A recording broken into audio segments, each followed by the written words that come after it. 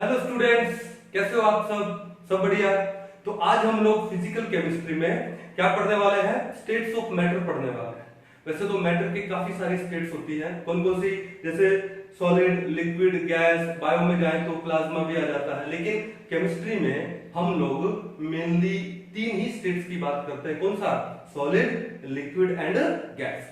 अब जो gas state है वो आपके क्लास 11 में टॉपिक है, और उसके बाद जो सॉलिड स्टेट है और जो लिक्विड स्टेट है, यानी जिसको हम लोग सॉल्यूशन बोलते हैं, चैप्टर का नाम, वो आपके क्लास 12 में है। तो एक काम करते हैं, पहले गैसीय स्टेट पढ़ लेते हैं और उसके बाद सॉलिड स्टेट, और उसके बाद क्या पढ़ते हैं? सॉल्यूशन पढ़ते हैं, ठीक है ना।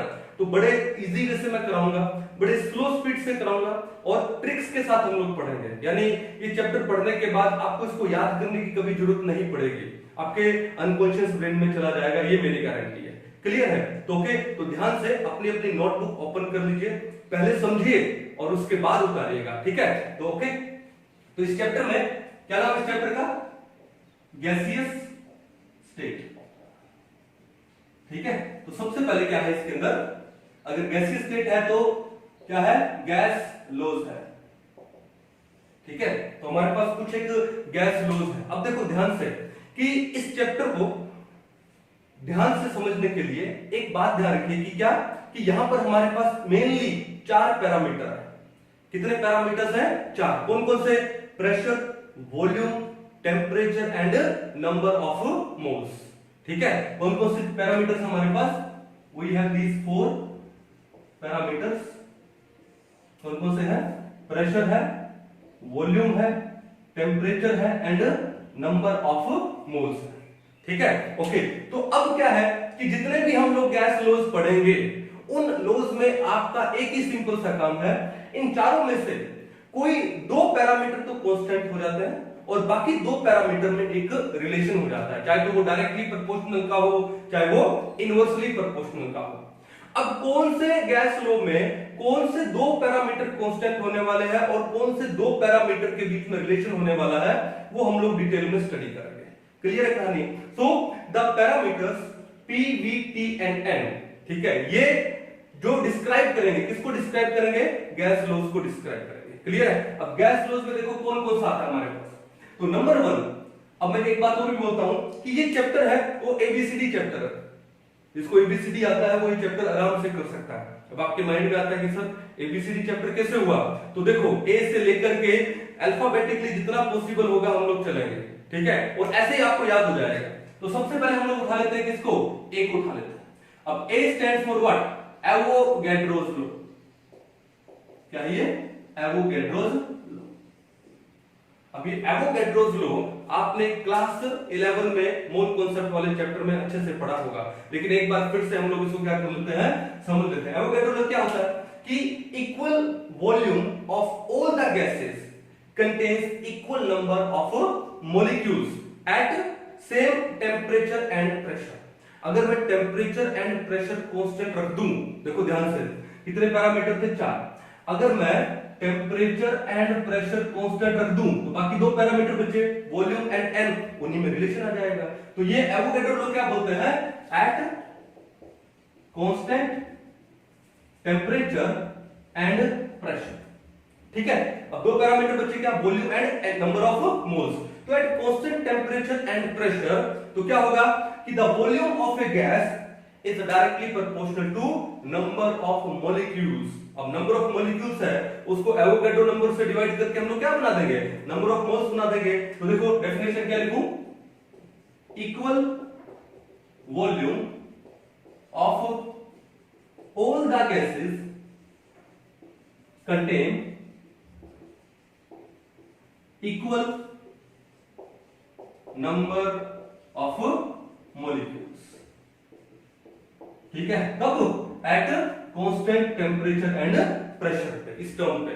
तो at constant temperature and pressure equal volume of all the gases contains equal number of molecules, means that is जो वॉल्यूम है it is directly proportional to number of molecules. N क्या है यहां पे? Number of molecules. Where N क्या है? It is the number of molecules. अब बात यह है कि हम नंबर ऑफ मॉलिक्यूल्स में नहीं खेलते, हम नंबर ऑफ मोल्स में खेलते हैं। ठीक है। तो नंबर ऑफ मॉलिक्यूल्स अगर आपके पास है, अगर आप उसको एवोगैड्रो नंबर से डिवाइड कर दोगे, अब एवोगैड्रो नंबर है वो भी एक फिक्स वैल्यू है ना, वो भी कांस्टेंट है, तो मैं लिख दूं और volume is directly proportional to n। What is n? n is the number of moles. Number of moles क्या है? वेयर n क्या है? Number of moles of gases, ठीक है। और वो किसके इक्वल हो जाएगा? Number of molecules, number of molecules upon में क्या कर दो? एवोगैड्रो नंबर कर दो Na, ठीक है।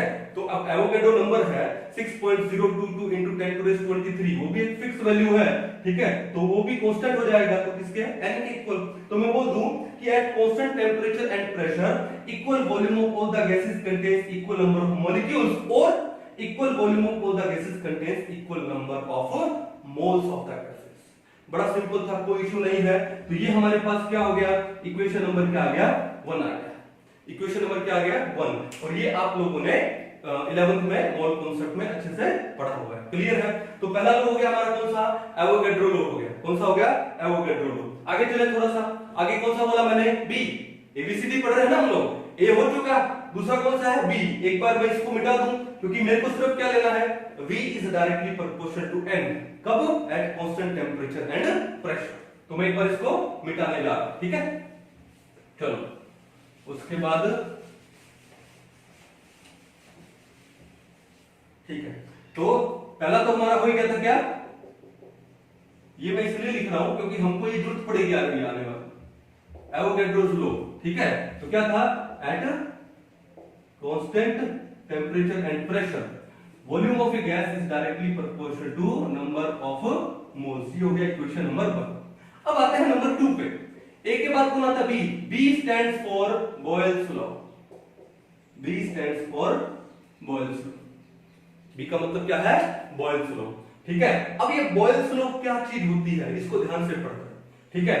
तो एक ट्रिक से याद कराऊंगा आपको मैं, ठीक है। तो ट्रिक क्या है? ये बॉयल क्या है? It is the scientist name. ये क्या है? Scientist name. इंडिया का तो है नहीं, बाहर के ही होंगे, तभी नेम ऐसे है। एक बार एक काम करो, अपने इंग्लिश की एक टर्म है BOIL। अपने इंग्लिश की एक टर्म है BOIL, बॉयल। तो मैं इससे इसको रिलेट कर दूं, एक ही बात है, ठीक है। अब बॉयल, किसी चीज को बॉयल करने के लिए क्या करना पड़ता है? टेम्परेचर इंक्रीज करना पड़ता है। क्या करना पड़ता है? Temperature increase. तो मैं बोल दूं कि जो बॉयल है ये किससे एसोसिएटेड है? टेम्परेचर से। तो अब ये बॉयल तो इंग्लिश का था, लेकिन हमारे पास यहाँ पे बॉयल कौन सा है? BOIL, बॉयल, ठीक है। तो बॉयल किससे एसोसिएटेड है? टेम्परेचर से। किससे? टेम्परेचर से। कहानी क्लियर है। तो इससे याद क्या हुआ कि जब भी कभी बॉयल स्लो आए आपके माइंड में आएगा बॉयल यानी बॉयल, और बॉयल किससे रिलेटेड है? टेम्परेचर, यानी where temperature is kept constant. तो हम लोग क्या लिख देंगे? एट कांस्टेंट टेम्परेचर, ठीक है। अब टेम्परेचर भी कांस्टेंट है और यहां पर नंबर ऑफ मोल्स भी क्या रखेंगे हम लोग? कांस्टेंट रखेंगे, ठीक है ना। तो at constant temperature and number of moles of a gas. अब कितने पैरामीटर बचे? टेम्परेचर और n कांस्टेंट रखा, तो हमारे पास दो पैरामीटर बचे, P एंड V। अब एक बात बताओ कि अगर टेम्परेचर मैंने कांस्टेंट रखा है और number of moles of gas constant रखा है, तो अगर मैं, मान लो ये कंटेनर है, मान लो ये कंटेनर है, अगर मैं प्रेशर को इंक्रीज करूंगा तो वॉल्यूम क्या हो रहा है? डिक्रीज हो रहा है। वॉल्यूम क्या हो रहा है? डिक्रीज। और अगर मैं प्रेशर को क्या कर दूंगा? कम कर दूंगा, रिलीज कर दूंगा, तो वॉल्यूम क्या हो रहा है? बढ़ रहा है। इसका मतलब at constant temperature and number of moles of a gas the pressure applied is inversely proportional to the volume, ठीक है ना। कि प्रेशर अगर आप इंक्रीज करोगे तो वॉल्यूम डिक्रीज हो जाएगा, और प्रेशर अगर आप डिक्रीज करोगे तो वॉल्यूम इंक्रीज हो जाएगा, ठीक है। तो क्या लिखोगे कि प्रेशर है it is inversely proportional to the volume, या फिर मैं लिख दूं क्या? वॉल्यूम है it is inversely proportional to the pressure. Clear है कहानी? आपको बस एक काम करना है, लेफ्ट में वॉल्यूम वाली टर्म को रख लेना। अब क्वेश्चन था कि सर वॉल्यूम वाली टर्म को क्यों रखे? क्योंकि मैंने बोला ना आगे हम इसको कुछ यूज में लेने वाले हैं। कहां लेने वाले हैं बताऊंगा। जैसे यहां पर मैंने एवोगैड्रो लॉ में लेफ्ट में क्या ले लिया? वॉल्यूम ले लिया। तो यहां पर भी मैं क्या ले लूंगा? लेफ्ट में volume. Volume is inversely proportional to the pressure, ठीक है। ये हमारे पास है इक्वेशन नंबर 2। लेकिन इसको हम थोड़ा आगे सोल्व करते हैं। आगे क्या सोल्व करें कि अब एक काम करते हैं, तो क्या मैं इसको लिख सकता हूं कि वॉल्यूम है it is equal to proportional को हटाएंगे तो क्या लगाएंगे प्रोपोर्शनलिटी कांस्टेंट, मान लो वो k है तो volume is equal to k upon में p where k is a constant, proportionality constant है। अब ये जो p है इसको यहां से कहां ले जाओ, इधर ले जाओ, तो हमारे पास क्या बन जाएगा, हमारे पास बन जाएगा pv, pv is equal to k, k का मतलब क्या हुआ कांस्टेंट हुआ, तो हमारे पास आ गया क्या pv equal to constant, pv equal to क्या आ गया कांस्टेंट। इसका मतलब बॉयल्स लॉ में pv क्या रहता है कांस्टेंट रहता है। अब देखो दो डिफरेंट सिचुएशन आ जाए हमारे पास, तो पहली सिचुएशन में कुछ ऐसा आ जाए, मान लो p1 v1 तो किसके इक्वल होगा कांस्टेंट k के इक्वल होगा।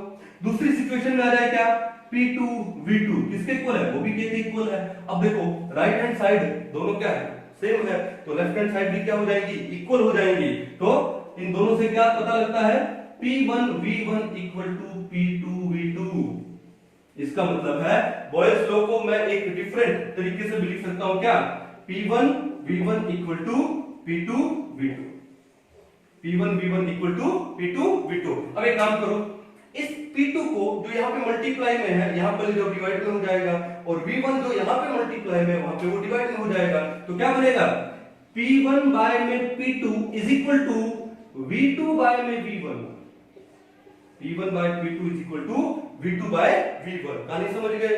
या फिर मैं इसको ऐसा लिख सकता हूं और p2 बाय p1 इसका क्या कर दो रेसिप्रोकल कर दो, ठीक है, तो ये भी रेसिप्रोकलाइज हो जाएगी, p2 bye p1 equal to क्या हो जाएगा v1 बाय में क्या हो जाएगा v2। जैसा आपको समझ में आता है वैसा लिखो। तो हमारा जो बॉयल्स लॉ, बॉयल यानी टेम्परेचर, ठीक है, एक्चुअली में टेम्परेचर नहीं होता, हमने रिलेट किया है सर, ठीक है, इंग्लिश का BOIL लेके, तो बॉयल यानी टेम्परेचर मीन उसमें टेम्परेचर क्या रहेगा कांस्टेंट रहेगा, और number of moles of gas को भी क्या कर दो कांस्टेंट। फिर कौन से दो पैरामीटर बचे हमारे पास प्रेशर एंड वॉल्यूम, तो at constant temperature and number of moles when pressure is increased तो वॉल्यूम क्या हो जाता है डिक्रीज हो जाता है, means pressure is inversely proportional to the volume of the gases. कहानी क्लियर है, कोई इशू नहीं है। तो pv कांस्टेंट हो गया, दो डिफरेंट टर्म के लिए p1 v1 equal to k, p2 v2 equal to k, तो क्या हो जाएगा p1 v1 equal to p2 v2, या फिर मैं क्या लिख सकता हूं p1 by p2 equal to v2 by v1, या फिर p2 bye p1 equal to v1 by v2। कोई इशू नहीं है, अच्छे से समझ लोगे, कर लोगे ना, ठीक है। तो ये था हमारा कौन सा बॉयल्स लॉ, ठीक है। अब देखो बात ये है, अगर मैं यहाँ पे ग्राफ ड्रॉ करना चाहूं, अगर मैं यहाँ पे कुछ एक ग्राफ ड्रॉ करना चाहूं, एक बार इसको उतार लो, ठीक है। जब मैं आपको बोलूं कि आप एक बार इसको उतार लो तो आप उसको पॉज कर दिया कीजिए वीडियो को, और उसके बाद एक बार आप लिख लीजिए, क्यों बोर्ड इतना ही है, अपने को और भी लिखना है इसके अंदर, है ना। ओके, तो एक काम करते हैं, अभी हम लोग ग्राफ ड्रॉ करते हैं, ठीक है। तो देखो ध्यान से, अब इसके हम लोग थोड़े से ग्राफ डिस्कस करते हैं। तो ग्राफ में देखो ध्यान से कि सबसे पहले if I draw a graph between volume and pressure, तो देखो ध्यान से क्या करेंगे, हमने इस साइड में तो ले लिया क्या प्रेशर, और यहां पे हमने क्या ले लिया वॉल्यूम। तो ये लोग क्या बोलते हैं कि volume is inversely proportional to pressure, है ना। अगर वॉल्यूम बढ़ेगा इसका मतलब क्या हुआ प्रेशर घटेगा, है ना। तो देखो ध्यान से कि अगर मैं प्रेशर को इंक्रीज करता हूं तो वॉल्यूम क्या हो जाएगा डिक्रीज हो जाएगा। अब एक बात देखो यार कि मैंने प्रेशर को हद से ज्यादा इंक्रीज कर दिया तो वॉल्यूम जीरो तो नहीं हो जाएगा ना, तो वो डिक्रीज कैसे होगा, देखो वो डिक्रीज होगा ऐसे, प्रेशर इंक्रीज हो रहा है तो वॉल्यूम ग्रेजुअली क्या हो रहा है डिक्रीज हो रहा है, ठीक है ना। कहानी समझ आ गई। तो ये ग्राफ हो गया इसके बीच में, या फिर आप इस साइड में प्रेशर रख सकते हो, इस साइड में वॉल्यूम रख सकते हो, तो भी ग्राफ क्या आने वाला है ये आने वाला है, नंबर वन। दूसरा, अगर मैं ग्राफ लेता हूं किसके बीच में, मैंने यहां पर ले लिया क्या वॉल्यूम। अब एक चीज देखो कि volume is inversely proportional to pressure है, क्या मैं इसको ऐसे भी बोल सकता हूं कि volume is directly proportional to 1 upon p। Volume क्या है 1 अपॉन p के डायरेक्टली प्रोपोर्शनल है। तो अगर मैं graph volume and 1 upon p में लेता हूं तो क्या है डायरेक्टली प्रोपोर्शनल, तो आपका ग्राफ कैसे आएगा, ग्राफ ही आएगा कि अगर वॉल्यूम इंक्रीज होगा तो 1 अपॉन p वो भी क्या होने वाला है, ये भी इंक्रीज होने वाला है।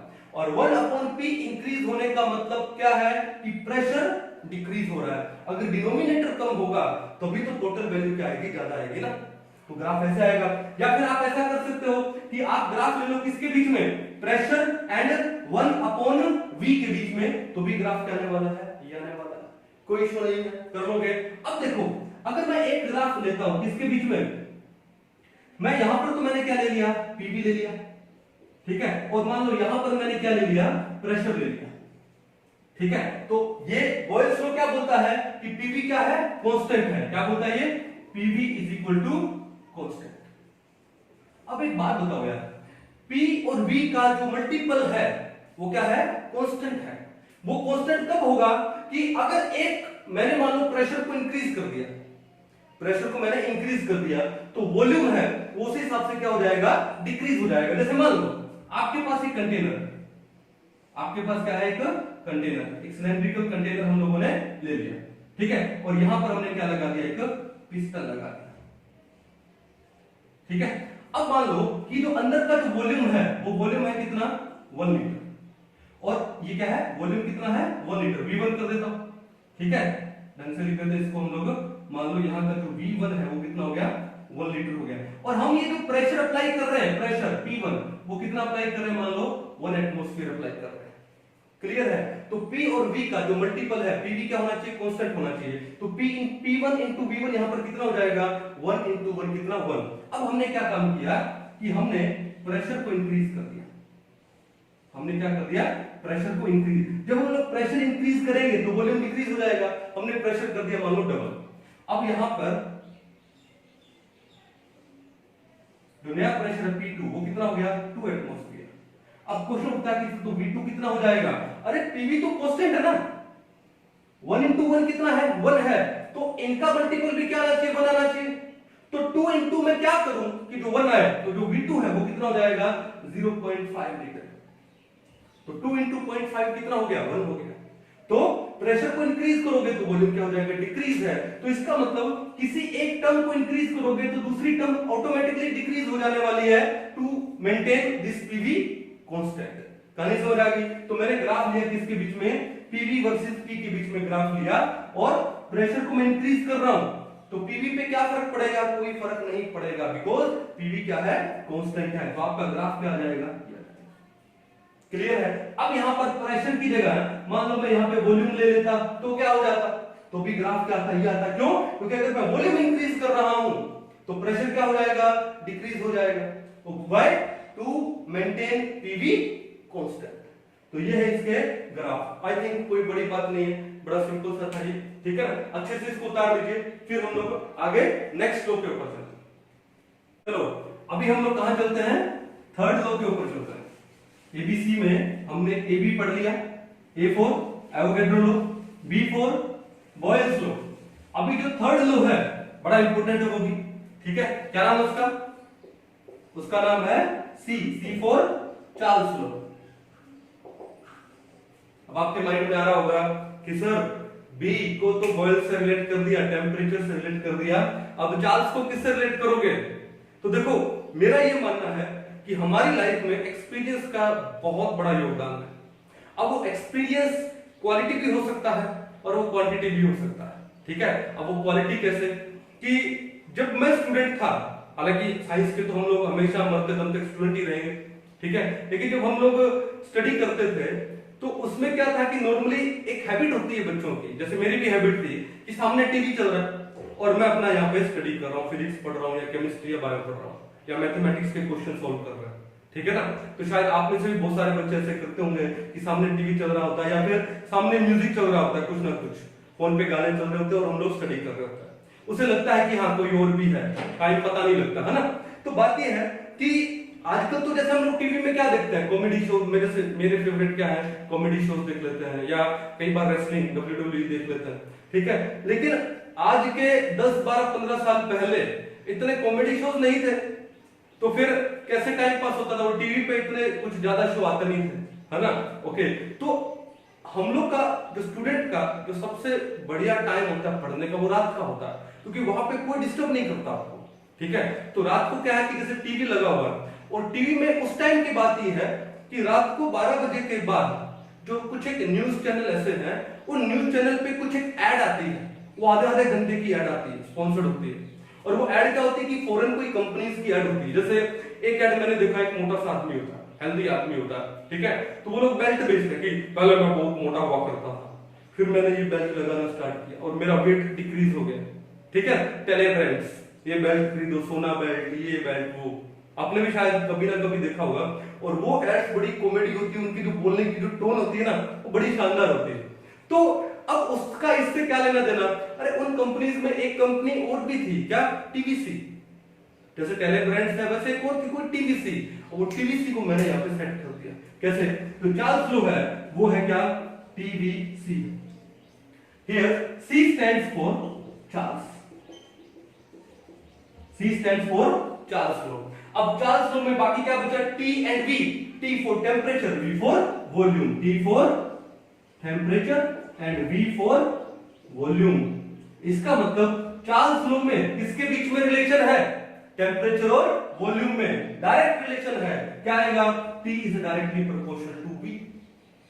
ठीक है, अब देखो कैसे। अब कितने पैरामीटर यूज हुए? दो। कौन कौन से रहेंगे? Pressure and number of moles. तो चार्ल्स लो क्या बोलता है कि at constant pressure and number of moles, अगर प्रेशर को कांस्टेंट कर दें और number of moles of gas को कांस्टेंट कर दें तो टेम्परेचर इंक्रीज करने से वॉल्यूम इंक्रीज होता है। तो then volume is directly proportional to temperature. मैं यहां लिख देता हूं एक बार, volume is directly proportional to temperature. ठीक है, अब आप इसको अपनी डेली लाइफ में भी समझ सकते हो। ठीक है, मान लो मैंने गैस की जगह एक बार लिक्विड लिया है, ठीक है ना। अब देखो घरों में चाय, सबको चाय बनानी तो आती होगी, इतना तो गारंटेड है, देख देख के सीख गए होंगे। ठीक है, तो क्या होता है नॉर्मली चाय में क्या है कि हम लोग कंटेनर लेते हैं, वो कौन सा कंटेनर? ओपन कंटेनर है। कौन सा कंटेनर? ओपन, कोई ढक्कन नहीं लगा उसके ऊपर। तो ओपन कंटेनर का मतलब क्या हुआ? The pressure inside the container is equal to the atmospheric pressure. जैसे आपने थर्मोडायनेमिक्स पढ़ा होगा क्लास 11 में, तो थर्मोडायनेमिक्स में ओपन सिस्टम आता है। ओपन सिस्टम का मतलब क्या है? जो सिस्टम है वो सराउंडिंग के साथ मैटर और एनर्जी दोनों एक्सचेंज कर सकता है। तो ओपन कंटेनर का मतलब क्या हुआ कि जहां पे प्रेशर क्या है? एटमॉस्फेरिक प्रेशर के इक्वल है, यानी प्रेशर रिमेन्स कांस्टेंट। अब चाय बनाने के लिए आपने जो उसके अंदर जो भी मैटर डाला है, लिक्विड डाला है, वो तो कांस्टेंट है ना। ऐसा तो है नहीं कि कोई आसमान से कुछ और लिक्विड उसमें आ जाएगा, ऐसा तो नहीं है। तो नंबर ऑफ मोल्स भी क्या हो गए? कांस्टेंट हो गए। तो हमारे पास दो कंडीशन बन गई, क्या? प्रेशर भी कांस्टेंट है क्योंकि ओपन कंटेनर है, नंबर ऑफ मोल्स भी क्या है? कांस्टेंट है। अब उसमें आप क्या, आपने गैस जलाया हुआ है, तो गैस जलाने का मतलब टेम्परेचर इंक्रीज हो रहा है। तो एक स्टेज आती है, उसके बाद वो जो चाय है वो धीरे धीरे क्या आती है? ऊपर आती है। ऊपर आने का मतलब क्या है? उसका वॉल्यूम क्या हो गया? इंक्रीज हो गया। यानी टेम्परेचर इंक्रीज करने से वॉल्यूम इंक्रीज होता है। कौन सी कंडीशन पे? Eight constant pressure and number of moles.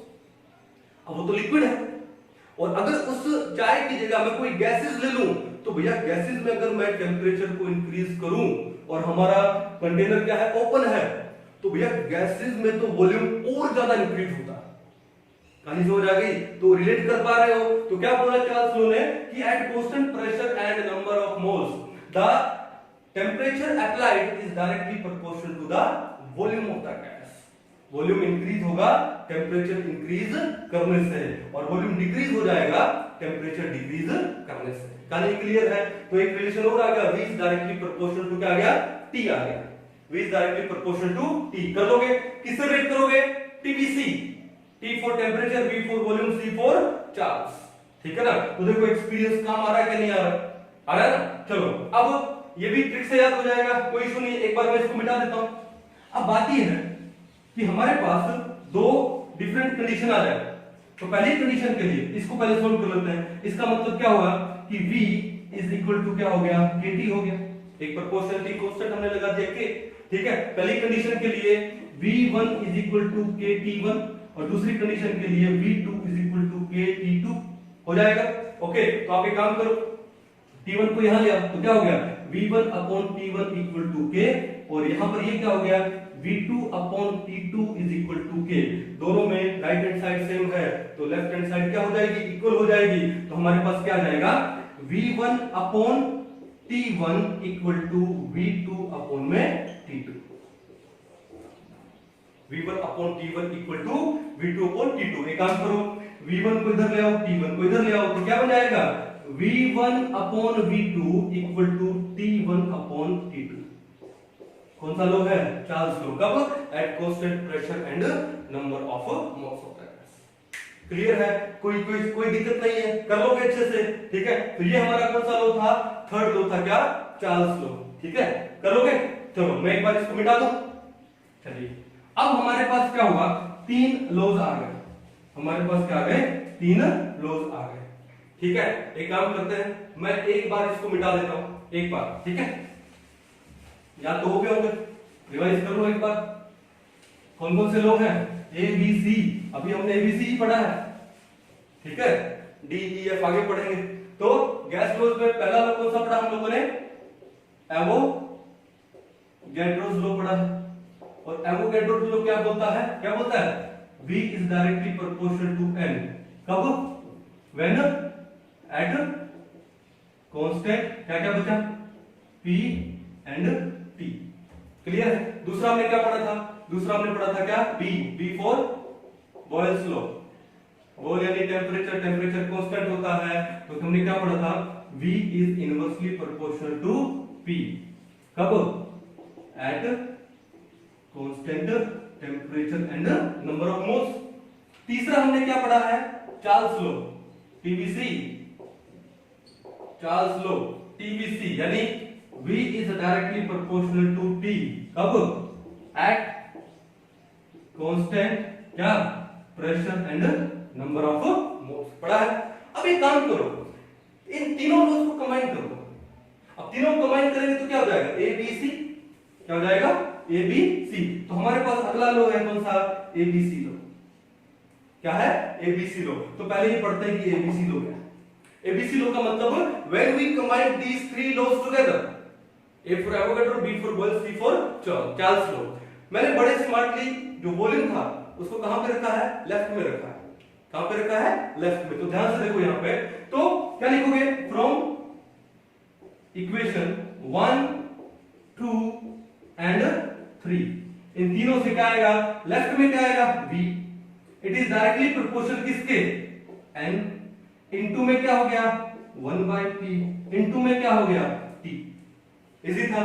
ये P यहां डिवाइड में है, यहां पे आके क्या हो जाएगा? मल्टीप्लाई में। तो PV is directly proportional to NT। PV is directly proportional to NT। अब ये डायरेक्टली प्रोपोर्शनल साइन हटाएंगे तो क्या लगाएंगे? Proportionality constant. किस चीज की बात कर रहे हैं हम लोग? गैसेस की बात कर रहे हैं। तो यहां पर जो प्रोपोर्शनैलिटी कांस्टेंट PV क्या जाएगा? Is equal to N RT। ठीक है, PV equal to N RT। ये जो R है, here R is the proportionality constant।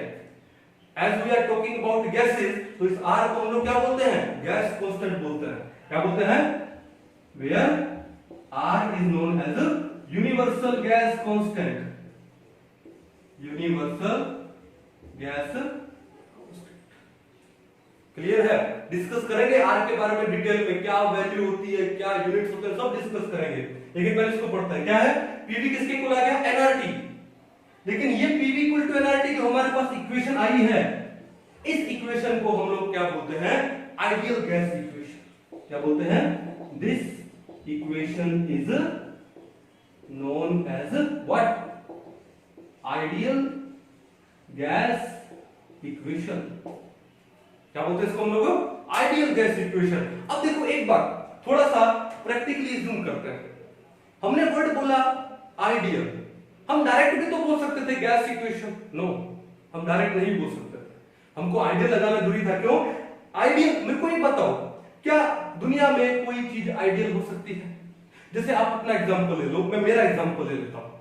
तो क्या हम हमारे माँ बाप के, हमारे एल्डर्स के, हमारे टीचर्स के आइडियल बच्चे हैं? नहीं। आइडियल का मतलब क्या है कि जो हर एक सिचुएशन में बिना कोई क्वेश्चन किए, ठीक है, अपने बड़ों का, अपने माँ बाप का, एल्डर्स का या टीचर्स का ऑर्डर फॉलो करे, उसे बोलते हैं आइडियल चाइल्ड। तो हम लोग आइडियल तो नहीं है, ठीक है, हमने कभी अपने माँ बाप का कोई ऑर्डर फॉलो नहीं किया होगा, टीचर्स का भी कई बार नहीं किया होगा, ठीक है, बड़ों का भी नहीं किया होगा। इसका मतलब वी आर नॉट आइडियल। तो दुनिया में ऐसा कोई बच्चा है जिसने कभी भी अपने माँ बाप का या ऑर्डर फॉलो ना किया हो? ऐसा कोई नहीं है, इसका मतलब कोई आइडियल नहीं है। तो वैसे ही कि जो हमारे पास बहुत सारी गैसेस हैं, तो आइडियल गैस का मतलब क्या होता है? ए gas which obeys all the gas laws at every condition। एक गैस जो सारे गैस लॉज को फॉलो करती है at every range of concentration and temperature and pressure। लेकिन क्या ऐसी कोई गैस हो सकती है? नो। क्यों? क्योंकि हम जिन गैसेस को जानते हैं, ऑक्सीजन है, नाइट्रोजन है, हाइड्रोजन है, हीलियम है, कार्बन डाइऑक्साइड है, सल्फर डाइऑक्साइड है, क्लोरीन है, HCl है, मीथेन है, कार्बन मोनोऑक्साइड है, हम जिन जिन गैसेस को हम लोग जानते हैं, they all are real gases. They all are real gases. ठीक है, सबका अलग अलग क्या होगा? बॉइलिंग पॉइंट होगा, अलग अलग फ्रीजिंग पॉइंट होगा, सेम तो नहीं होगा। तो वो इन सभी गैस लॉज को परफेक्टली ओबे नहीं करती है, that's why they are known as real gases. लेकिन जो गैस इन सभी गैस लॉज को ओबे करे एट एवरी कंडीशन, उस गैस को क्या बोलेंगे? आइडियल गैस बोलेंगे। और आइडियल गैस नाम की कोई चीज है नहीं, it's a hypothetical gas. Ideal gas is an imaginary gas. अब देखो साइंस में हम मोस्टली हाइपोथेटिकल चीजों के बारे में पढ़ते हैं। जैसे अगर मैं केमिस्ट्री की बात कर लूं, तो केमिस्ट्री में hybridization is a hypothetical concept, real में तो एग्जिस्ट करता नहीं है। ठीक है। दूसरा, resonating structures are hypothetical. Real structure तो क्या होती है? रेजोनेंस हाइब्रिड होती है, रेजोनेटिंग हाइब्रिड होता है। रेजोनेटिंग स्ट्रक्चर्स क्या होती है? हाइपोथेटिकल। वैसे आइडियल गैस क्या होती है? It's a hypothetical gas. तो कोई एग्जांपल तो आप दे नहीं सकते, आप सिर्फ बोल ही सकते हो a gas which obeys all the gas laws at every condition. उसे हम लोग क्या बोलते हैं? Ideal gas. ठीक है। तो ये जो इक्वेशन आई है PV इक्वल टू nRT, ये इक्वेशन किसकी है? आइडियल गैस इक्वेशन है। क्या है ये? Ideal gas equation. मार्कर करेंगे। हाँ, तो क्या हुआ? हमने क्या बोला? इसको हम लोग क्या बोलते हैं? ABC लो, या फिर हम इसको क्या बोलते हैं? Ideal gas equation. और आइडियल गैस इक्वेशन क्या हो जाएगी आपकी? PV equal to nRT, where R is the gas constant. कहानी क्लियर है? तो जो R गैस कांस्टेंट है, उसकी क्या बोलते हैं कि कहां से वो पैदा हुआ? वो आइडियल गैस इक्वेशन से पैदा हुआ। कहानी क्लियर है?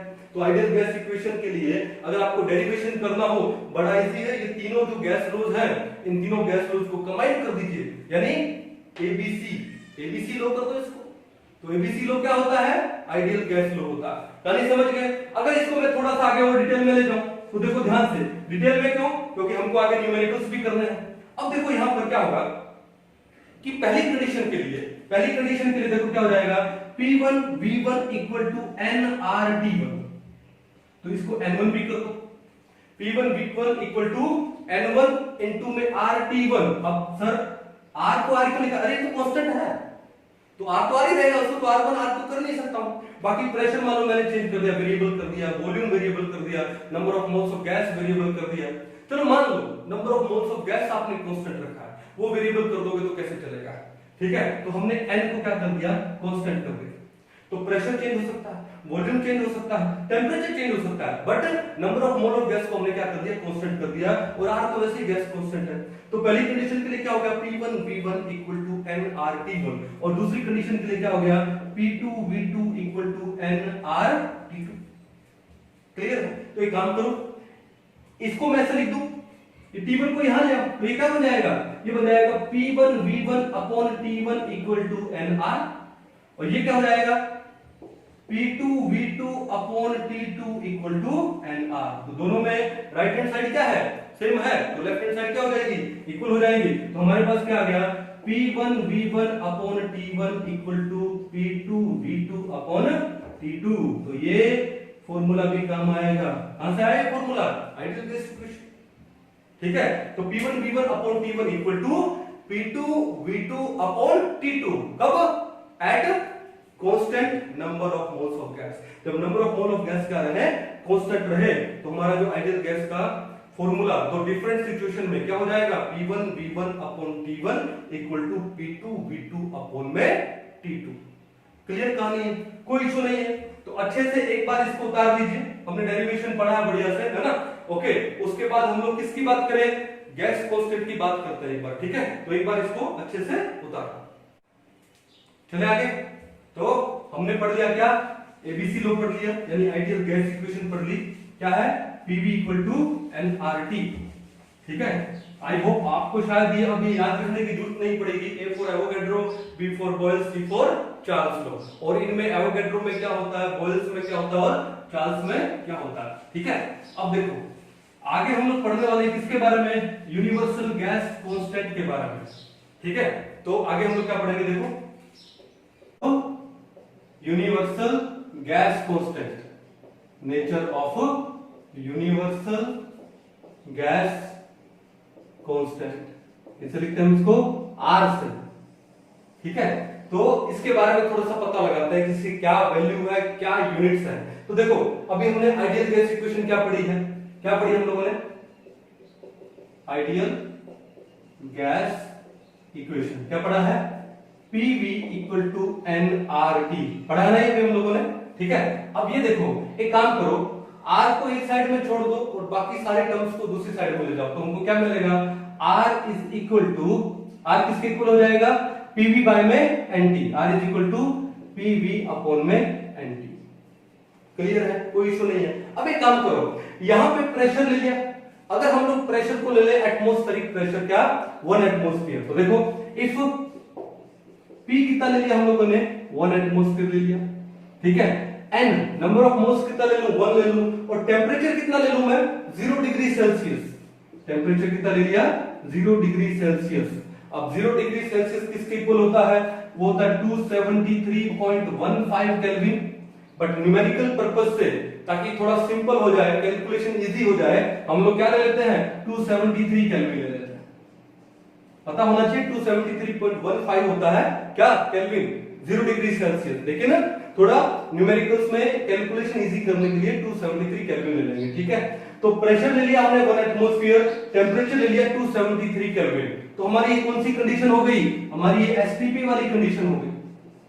कौन सी कंडीशन हो गई, STP, standard temperature and pressure. अब हमने मोल कॉन्सेप्ट में आप लोगों ने क्या पढ़ा होगा कि at STP 1 mole of any gas it occupies 22.4 litre. ठीक है, तो अगर मैं n ले लूं कितना, 1 मोल, n कितना ले लूं, 1 मोल, तो जो वॉल्यूम है वो कितना हो जाएगा, 22.4 लीटर हो जाएगा। कितना हो जाएगा, 22.4 लीटर। अब ये सारी वैल्यूज इस इक्वेशन में पुट करें तो R is equal to P, P कितना लिया, 1 एटमॉस्फेयर। ठीक है, इनटू V कितना लिया हम लोगों ने, 22.4 लीटर, अपॉन में N कितना है, 1 मोल, इनटू टेम्परेचर कितना है, 273 केल्विन। क्लियर है। अब इसको 22.4 अपॉन 273 को जब आप सोल्व करते हो तो वैल्यू अप्रोक्स आती है 0.08205। अब 05 है, ये 5 को हटा के मैं यहां पे 1 कर दूं तो 0.0821, और यूनिट क्या हो जाएंगे, लीटर एटमॉस्फेयर पर केल्विन पर मोल, लीटर एटमॉस्फेयर पर केल्विन पर मोल। तो जो R की वैल्यू है लीटर एटमॉस्फेयर पर केल्विन पर मोल में कितना है, 0.0821 है।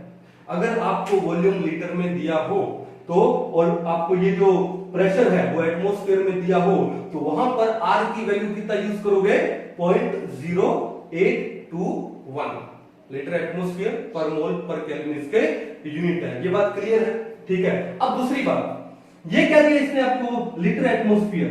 अगर मैं इसको जूल में लिखना चाहूं तो 1 लीटर एटमॉस्फेयर में कितने जूल होते हैं, 101.325। 1 litre atmosphere is equal to 101.325 क्या हो गए, जूल्स हो गए। तो यही वैल्यू R की कितनी हो जाएगी, R is equal to 0.0821 into litre atmosphere की जगह क्या लगा दूं, 101.325 क्या हो जाएगा, जूल। तो यूनिट क्या हो जाएंगे, जूल पर केल्विन पर मोल।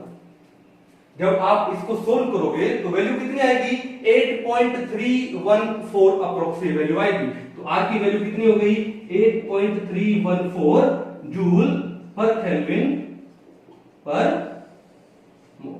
ये R की वैल्यू हो गई। क्लियर है, कोई इशू नहीं है। तो अगर आपको जूल में वैल्यू निकालनी है तो कितनी आएगी 8.314 जूल पर केल्विन पर मोल, और अगर लीटर एटमॉस्फेयर में निकालना है तो 0.0821 लीटर एटमॉस्फेयर पर केल्विन पर मोल। इशू नहीं है, पक्का। चलो अब एक काम करें, ठीक है, कैसे कि अगर इस जूल को मैं क्या लिख सकता हूं, न्यूटन मीटर भी तो लिख सकता हूं।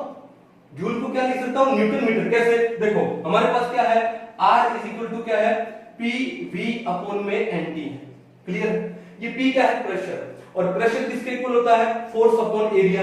तो इस P की जगह मैंने क्या लगा दिया, force per unit area upon area, into में क्या हो गया V अपॉन में क्या है N इनटू में T।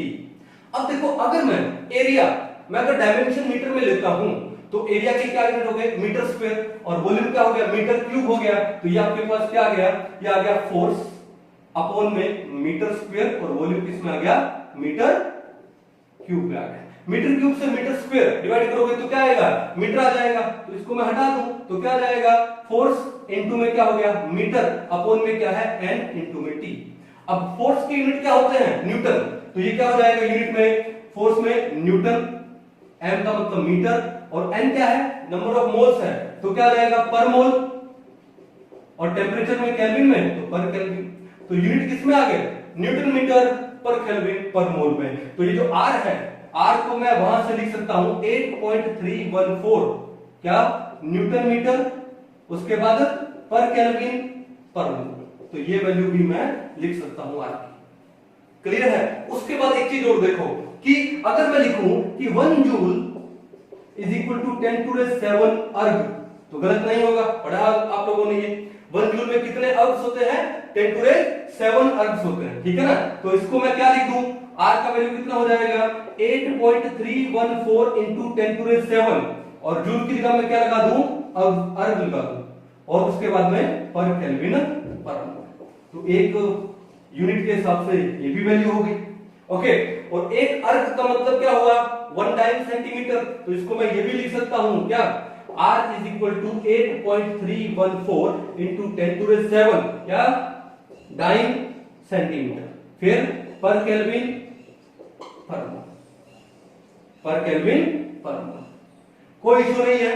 तो ये हमने डिफरेंट वैल्यूज ली है जिसकी R की उनके यूनिट के हिसाब से, चाहे आप इसको 0.0821 लीटर एटमॉस्फेयर पर केल्विन पर मोल बोलो, या फिर 8.314 जूल पर केल्विन पर मोल बोलो, या कितना 1 litre atmosphere is equal to 101.325 इसमें जूल होता है, ठीक है। उसके बाद या फिर आप इसको क्या लिखो 8.314 जूल की जगह क्या लगा दो, न्यूटन मीटर पर केल्विन पर मोल लगा दो।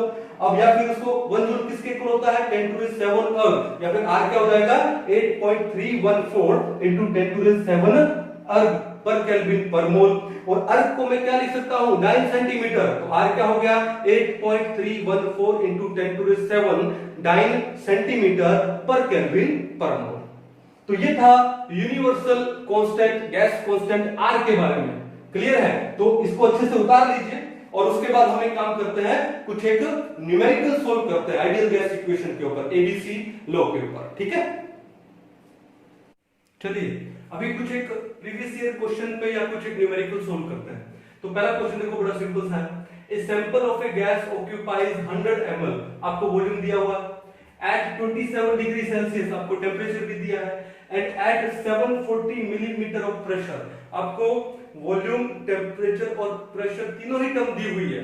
चलो, when its volume is change to 80 ml, पहले V1 कितना था, एक काम करो, बड़ा सिंपल सा है, जो जो चीज आपको दी हुई है उसको पहले लिख लो, ठीक है। गिवन आपको क्या दिया, इसने V1 दिया है, V1 कितना है 100 ml, तो अब इसने V2 कितना कर दिया, कितना चेंज कर दिया 80 ml कर दिया, 80 ml। क्लियर है कहानी, ओके। पहले आपको इसने टेम्परेचर कितना दिया था 27 डिग्री सेल्सियस, तो T1 कितना है 27 डिग्री सेल्सियस, और 27 को अगर हम लोग केल्विन बनाएंगे तो 273 में ऐड करेंगे तो कितना हो जाएगा 27 प्लस में 273 यानी 300 केल्विन आपको टेम्परेचर दिया है। और T2 क्या बोलता है, बोलता था temperature of the gas will be, तो T2 आपको निकालना है, ओके। तो पहले इसने प्रेशर कितना दिया, P1 आपको दे दिया कितना 740 मिलीमीटर ऑफ मर्करी, और P2 कितना दिया तो क्या बोला, when its volume change to 80 ml at 740 millimetre pressure, यानी आपका P2 भी क्या है 740 मिलीमीटर है, तो P2 उसने क्या किया, चेंज नहीं किया। ठीक है, इस क्वेश्चन को कैसे करें, बड़ा सिंपल वे है। ठीक है, आइडियल गैस इक्वेशन लगा दो। ठीक है, नंबर ऑफ मोल्स की तो बात ही नहीं हुई, एक गैस दिया है तो n कांस्टेंट हो गया। ठीक है, तो वैसे यहाँ पर n भी कांस्टेंट हो गया और यहाँ पर क्या हो गया, p भी कांस्टेंट हो गया। तो रिलेशन किसके बीच में है, देखो p भी कांस्टेंट है ना, तो रिलेशन किसके बीच में हुआ, v और t के बीच में हुआ। तो क्या याद रखोगे, TBC, चार्ल्स लॉ। कौन सा लॉ है ये, चार्ल्स लॉ। कौन सा लॉ है, चार्ल्स लॉ। अब चार्ल्स लॉ में क्या है, pressure and number of moles of a gas क्या रहते हैं, कांस्टेंट रहते हैं। तो रिलेशन क्या है, V is directly proportional to T। ठीक है, तो V1 is equal to KT1 हमने पढ़ा था, तो क्या था, V1 by V2 is equal to T1 by में T2, ये तो था। तो ये क्या हो जाएगा आपका, V1 by V2 is equal to T1 by में T2 हो जाएगा। अब एक काम करो, T2 को यहां ले जाओ और बाकी सारी टर्म्स को यहां ले जाओ, तो क्या बचेगा, T2 इज इक्वल टू, यह आ जाएगा T1 इनटू में, अब ये टर्म यहां पर जाएगी क्या हो जाएगी, V2 बाय V1 हो जाएगी, क्या हो जाएगी, V2 बाय V1। अब आपको T1 कितना दिया इन्होंने, T1 दिया है 300 केल्विन, और आपको इन्होंने V2 कितना दिया है 80, और V1 कितना दिया है आपको 100। तो 2 0 से 2 0 गए, 80 इंटू 3 कितना हुआ 240, और टेम्परेचर है इसमें आ गया आपके पास केल्विन में आ गया। तो आपका जो T2 है वो कितना हो जाएगा, 240 केल्विन हो जाएगा। बड़ा सिंपल सा क्वेश्चन था, क्लियर है, आपको पता लग गया कि कैसे पता लगाते हैं कि कौन सा लॉ है। अब देख लो क्या क्या चीजें कांस्टेंट है और उसके बाद तो इजी। अब देखो हरियाणा CET 2000 में एक क्वेश्चन है कि 4.4 gram of a gas at STP it occupies A volume of 2.24 litre, the gas can be.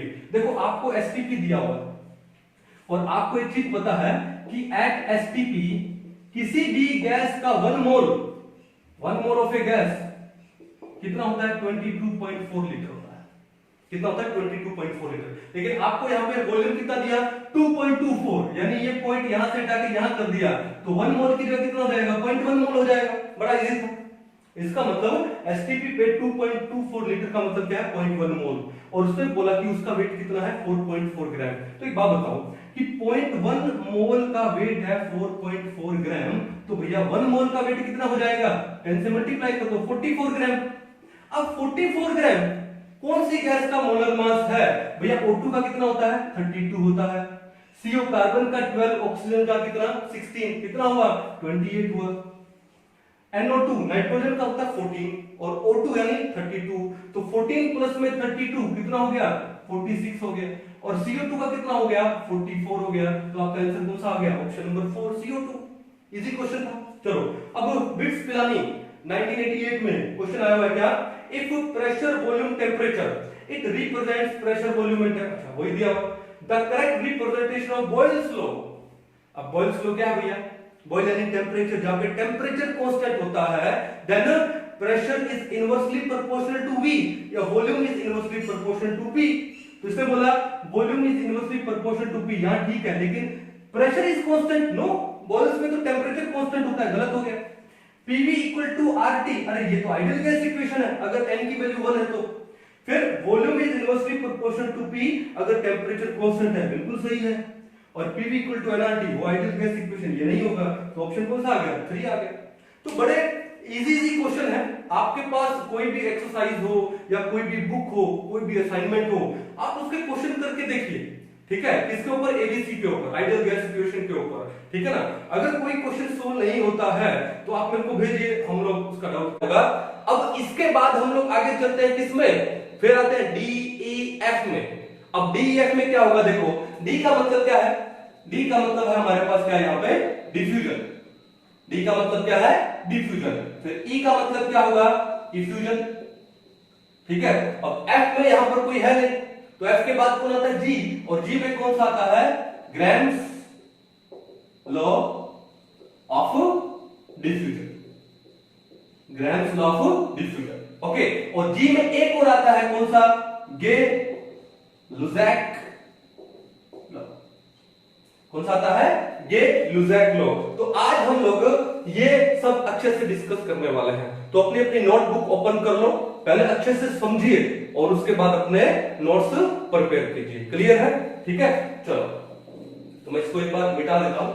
तो हम लोग सबसे पहले क्या पढ़ने वाले हैं, यहाँ पे डिफ्यूजन पढ़ने वाले हैं। क्या पढ़ने वाले हैं? डिफ्यूजन। अब बात होती है कि सर ये डिफ्यूजन क्या होता है? डिफ्यूजन का मतलब क्या है? It is the tendency of mixing of two और more than two non reacting gases with each other spontaneously. ठीक है, जब दो या दो से ज्यादा नॉन रिएक्टिंग गैसेस हैं, नॉन रिएक्टिंग लेना है, ठीक है ना, दो या दो से ज्यादा नॉन रिएक्टिंग गैसेस है, जब वो स्पॉन्टेनियसली आपस में मिक्स होती है तो उनकी उस टेंडेंसी को हम लोग क्या बोलते हैं? डिफ्यूजन।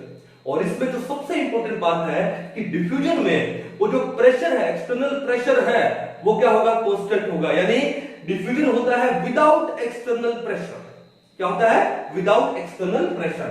और जो दूसरी टर्म आती है वो कौन सी है? इफ्यूजन। तो एक काम करते हैं, तो दोनों को डिफरेंस के रूप में ले लेते हैं, बड़ा इजी हो जाएगा। ठीक है ना? चलो, तो डिफ्यूजन क्या होगा? It is the tendency of mixing of two और more than two non reacting gases